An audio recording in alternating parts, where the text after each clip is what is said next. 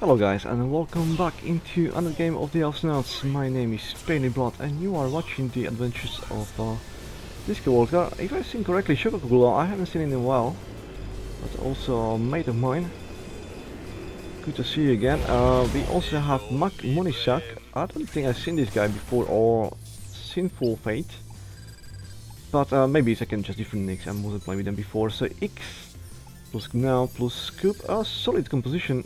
But we have, like, this is very good composition as well. I don't even mind, we don't have a tank, to be honest, since we have assassin and a kind of assassin push.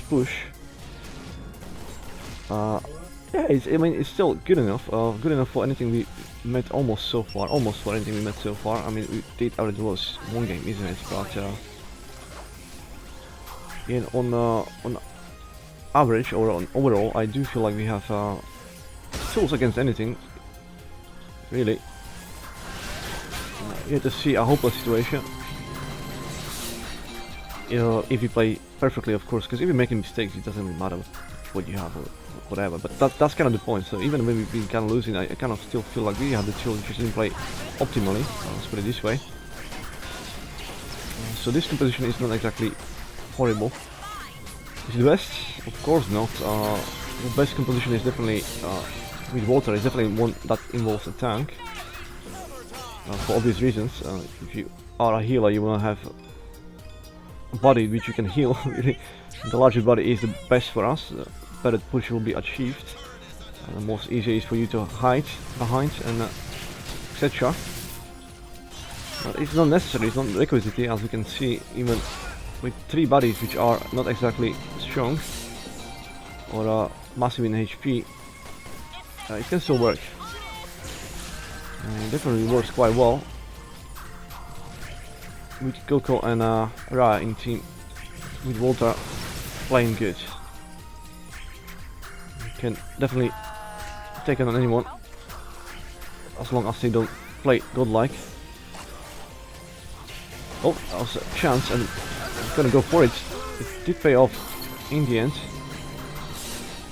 There it is. It's maybe only assist, it doesn't matter. Still 10 solar production. I didn't get any yet, so it's all good, I guess. Let's eat all that away. 165, I need 185 to be out of my useless stage. Let's shield, because that was a dangerous situation that now I'm still hoping for. Okay, I think we're gonna have to yield. Just to make sure we're not gonna die to a hammer or something like that. Or X pulling us out. Or something like that. He fed on top. I'm gonna have to stay on the turret then. Stop this safely. It's 200, I can go now. That was the usual stage. How we do? We are doing exactly equal and slightly better actually than equal. So not exactly equal, slightly better than equal. That's good. We did though lose quite a lot of health on the bottom turret, I guess, more than we did. But that didn't translate into any economy for the enemy yet, at all. Instead, now we jump in ahead even more. Oh shit. Okay, never mind. Guess we're not gonna get scoop in the end, but as long as he doesn't kill someone in return. Oh. It's all good. I'm gonna place this for Nofren, just in case. Feel a bit more confident in that. Can eat it away, I guess, but I'm not gonna do that. Because I may accidentally eat away ours as well. I wasn't exactly certain on that. We can try. Nope, that's.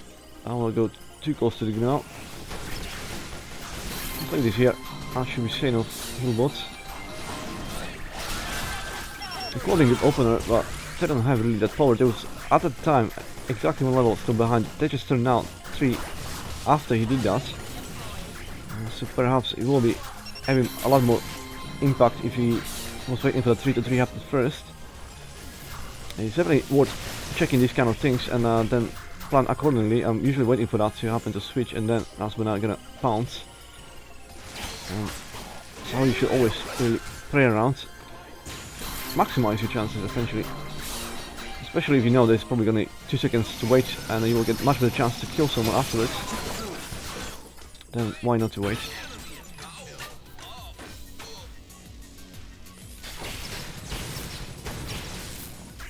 It's easy to kind of forget it or not spot it in time. It's not like you can always watch the experience on itself. So it's totally understandable. And nobody can play 100%. I mean, I know a lot of stuff, but I probably play only 40% of what I do know I should do. So, who am I to judge? Certainly can say though for the viewers to have that information in the first place. Some players may not know it, some players may find out something new to consider for the next time, and some players may just feel annoyed, but I mean, this is commentary as well, right? So what do you expect? I need to say something at some point. It's probably more entertaining. Otherwise, why would you watch my episodes? But if you do feel the opposite way, then let me know. I'll just shut up and play with only occasional commentary. If that's what you prefer, you can let me know. I mean, you are my viewers. If you happen to be a subscriber, I can accommodate. I'm not exactly doing it just for myself. It started like that, for sure.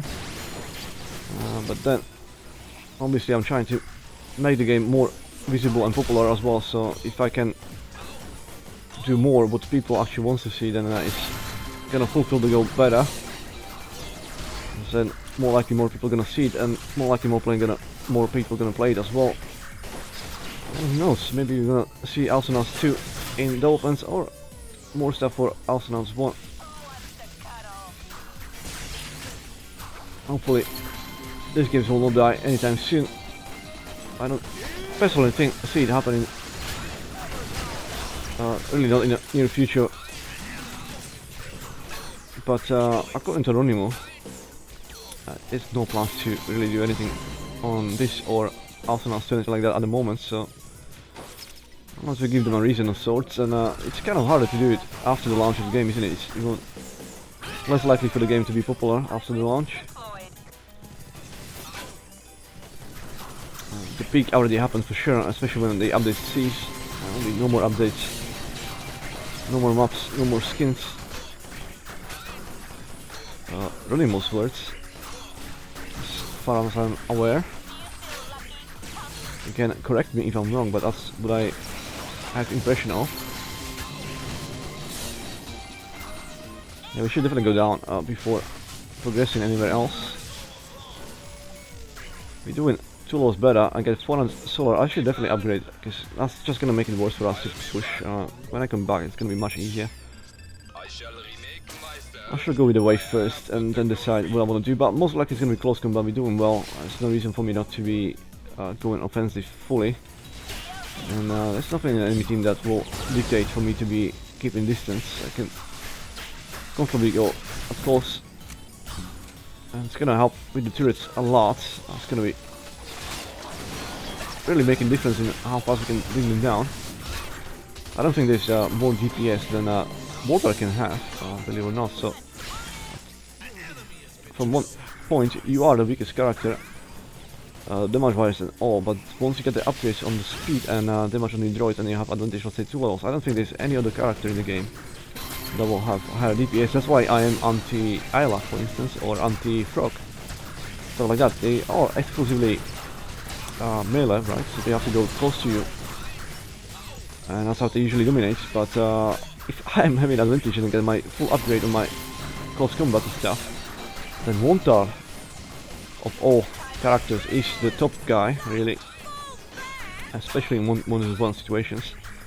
Because again, I can't really direct my droids at specific characters, so it may not work every single time if there is more than one character essentially involved. You literally may split the damage between 2 of them, and there's nothing you can do about it. It's gonna happen on its own.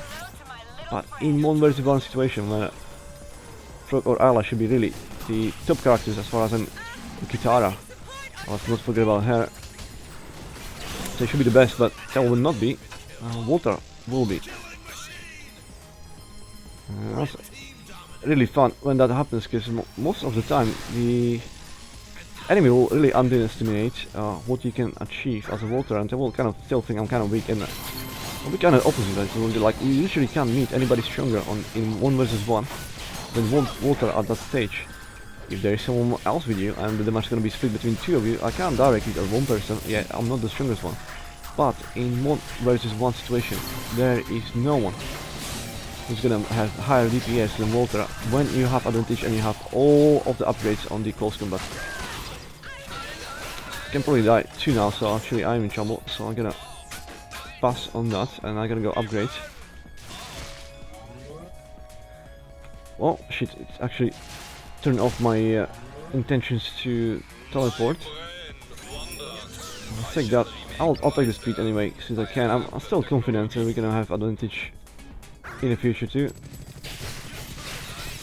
Doesn't matter. And yes, we did lose that 2 levels advantage, but we still have 1. So all is good. It's not like we're gonna be defending. What's gonna happen most likely? Yeah, he's actually already teleported. That was overextension. I was about to say, like, he's gonna die there if he stays there. He didn't. But now we definitely need to clean up before we go anywhere else. There's no need free damage. It shouldn't really happen. It's definitely not a good idea to try to fight and struggle on enemy turrets when there's free damage coming on your turrets in return. Always have to make sure nothing like that happening at your own gains before you push really. Well, I do have that extra speed. I am confident in this.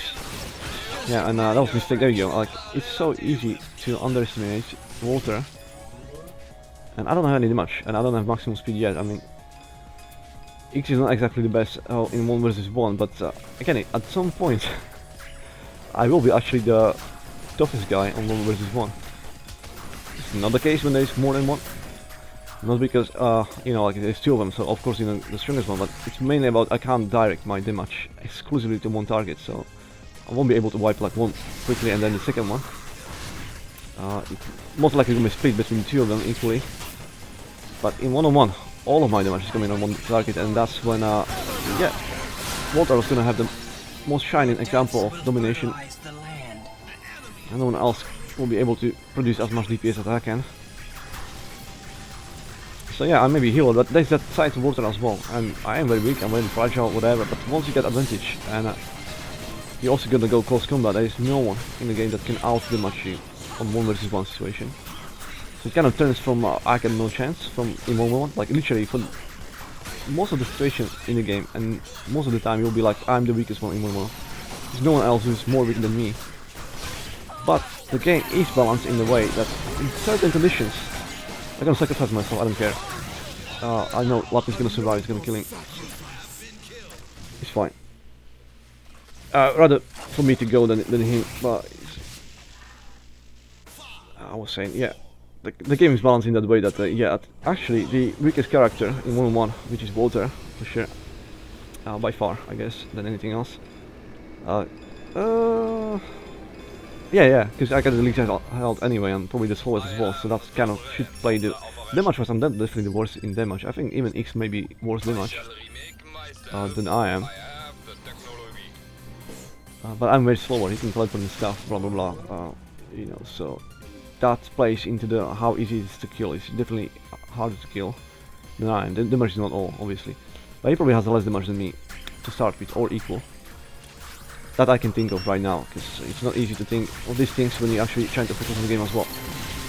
But let's say, okay, Walter is the weakest one in 1-on-1, but then at the same time I can be actually legitimately the strongest as well in 1 versus 1. It won't work in this situation, again, with this more than 1, because my damage will be split in between. We're gonna die, doesn't matter. You should die too.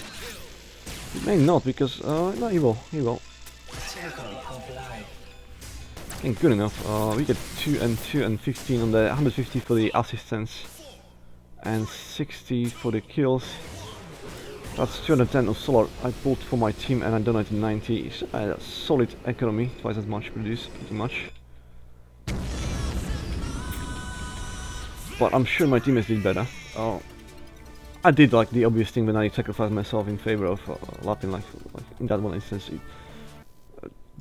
Doesn't matter. This kind of things, obviously, that's why these stats are not all. There's a lot more to that, and I didn't even look at damage in the turret, but obviously I knew I won't be the one having massive damage in there. Once again, I have the least solar produce on the droids, but close to but Lapin did twice as much and a bit more on the actual turrets. Nofren by far the most, and his kill ratio was almost as good as Lapin, so he was probably the same. Well, he's got more assistance. No, Nofren the best on economy. I'm not even going to calculate now, but Nofren the first, then Lapin, and then me. And even I did massive economy plus, like almost twice as much, more than twice to be precise. So yeah, there was no chance at any point really. Looking at the stats, it was just a question of time. I'll see you guys in the next one.